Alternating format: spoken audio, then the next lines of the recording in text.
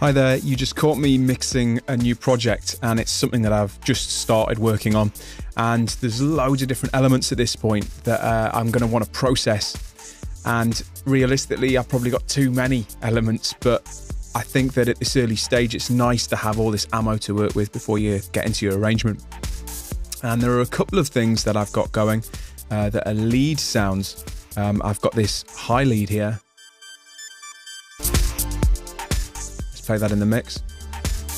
It's working pretty well, but it's maybe a little tame. And then there's like a hook.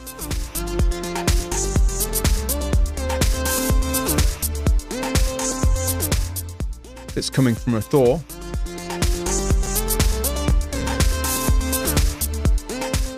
Let's play that by itself. I'm going to shut the mixer away a little so we can see more of the synthesizer.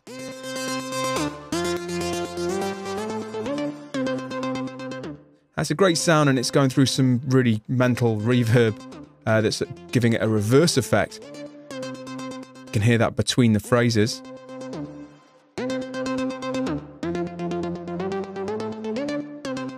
And I'm pretty happy with the sound overall, but I want to give it more attitude and I want to make it more aggressive. Let me stop it for a second.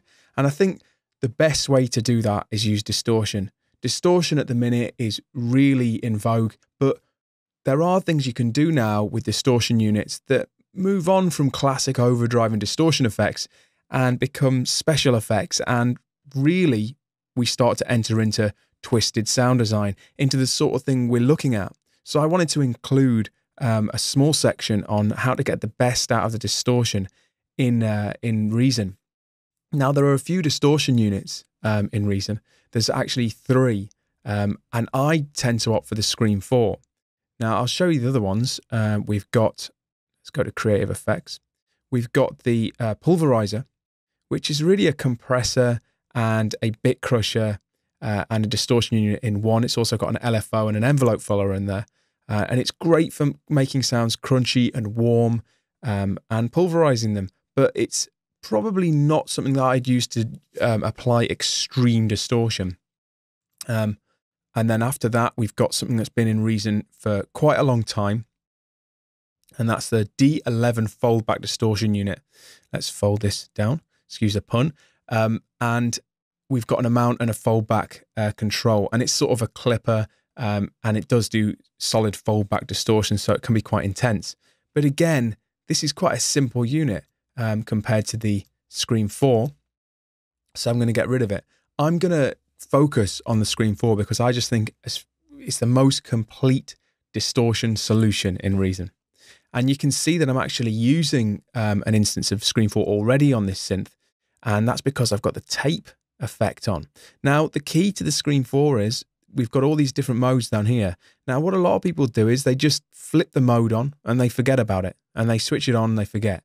And then they don't realize there's 2 other units, essentially, after this main distortion section. They just use a damage control, pick a mode, done, or pick a preset.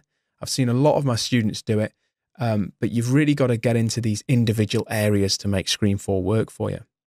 And the key is looking at these 2 columns.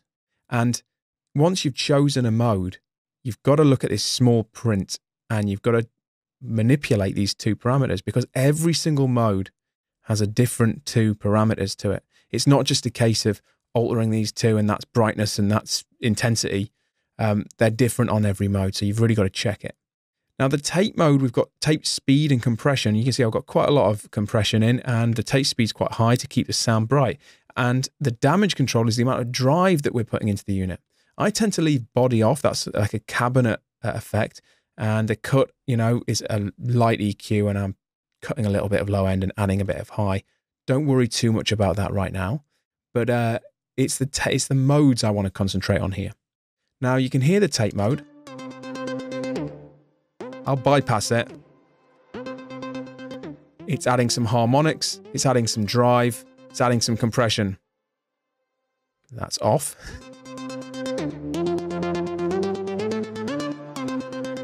So over the top saturation. And what I'm going to do for the minute is I'm going to turn this effect off so you can hear the synth dry. There we go. And I'll turn the frequency up a bit as well. Now I want something a bit more aggressive than that. So I'm going to move on to some of the more full-on distortion settings here. And like I say, we can use overdrive or distortion and fuzz and tube. Great. But I want to try the digital ones, because once you get past tape and you start using feedback, modulate, which is a ring modulator, you get some really interesting effects. And the key is to sweep these.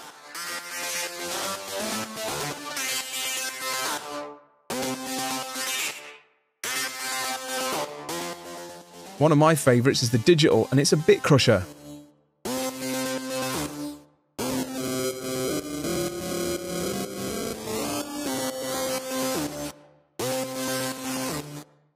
And if you use these in the mix, for instance, the ring modulator,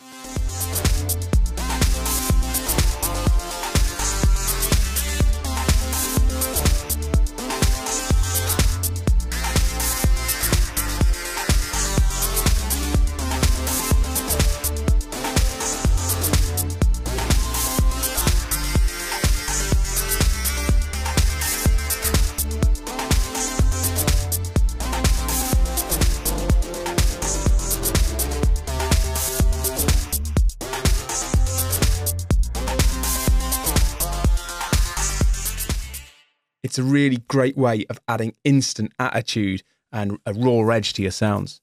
So I'd try moving below the tape preset if you want something really edgy and cutting edge. And remember to modulate those two individual parameters. I would suggest throwing them into a combinator, assigning the macro to these controls, and incorporating them with delay and reverb. It'll give you a really full-on twisted sound. So next up, I'm going to show you a similar approach to pushing delays in Reason and trying to get some mind-bending filtered delay effects.